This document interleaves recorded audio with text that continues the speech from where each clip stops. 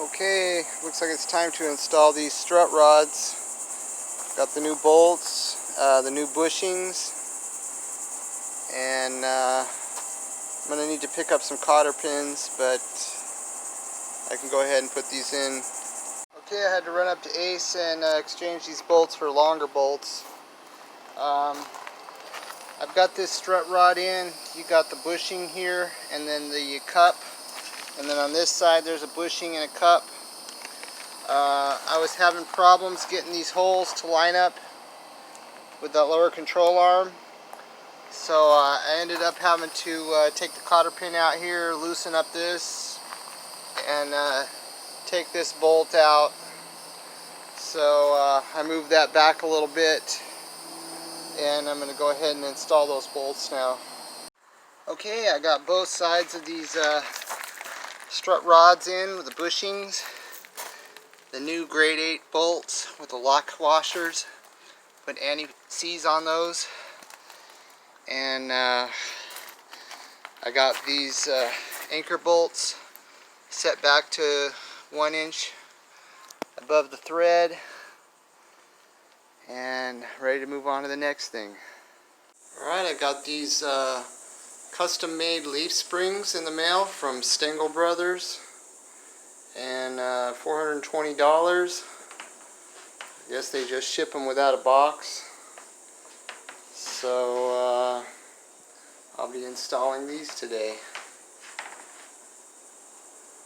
Alright, looks like these are the right size, exactly the same as my old rusty ones. So that's looking good. Alright, I had to do some digging around back there in the storage container, but I finally found my bolts that are going to work here for my leaf springs. Went up to Ace and picked up some lock washers, and I cleaned up these nuts. I'm ready to go. Put some anti-seize on it. Alright, I got one side installed with the new lock washers. Put a lot of anti-seize on there. I'm also putting anti-seize on these shackles real good to keep the rust out of there. We're going to hook up the other side. Alright, got these leaf springs put on here. Looking good. And I got these bolts tightened down with some lock washers, just tight enough to compress the washer, but not too tight. We don't want that rubber to bind up. So I'm ready to start putting these shock perches in there and putting this rear end together. And that's the next item. Alright, these shock mounts seem to have a little bit of rough edges. They were rusty when I took them apart. So I mixed up some JB Weld. I'm going to coat the whole outside of this to smooth those edges and to keep the rust from coming back. I got these things coated with JB Weld, and it's a 5-minute weld, so it's just going to take a few minutes. Alright, I'm setting that rear end in there. This is an E-body rear end, and what I read online is it sits at a 6-degree pinion angle, so it's tilted slightly upward that way at 6 degrees.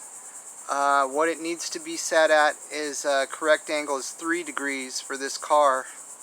So I installed these 3-degree shims under here, and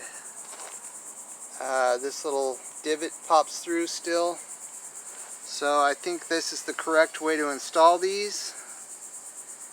And this is still sitting back just a slight bit that way. So I think I have these correct. So I'm going to go ahead and go with that. Alright, as I started to mount up these shock brackets, it became apparent that these shims have to be slid back a little bit. But now everything's fitting real nice.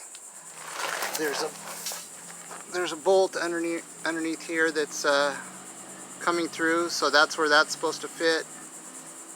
And everything's clicking together just right now.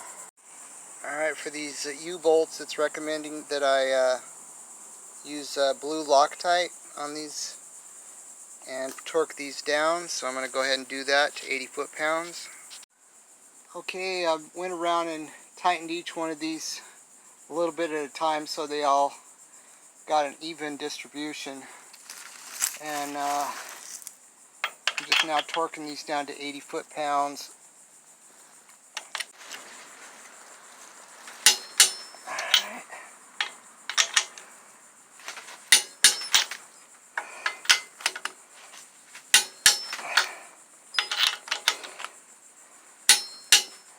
Alright, they look good now. Alright, this was a hell of a lot of work and a little bit out of breath, but I got all these U-bolts torqued down to 80 foot-pounds. Everything's sitting in there real nicely with Loctite. And I'm ready to put that differential in there and these axles. Bolt this thing up and put some fluid in it and get ready for the brakes.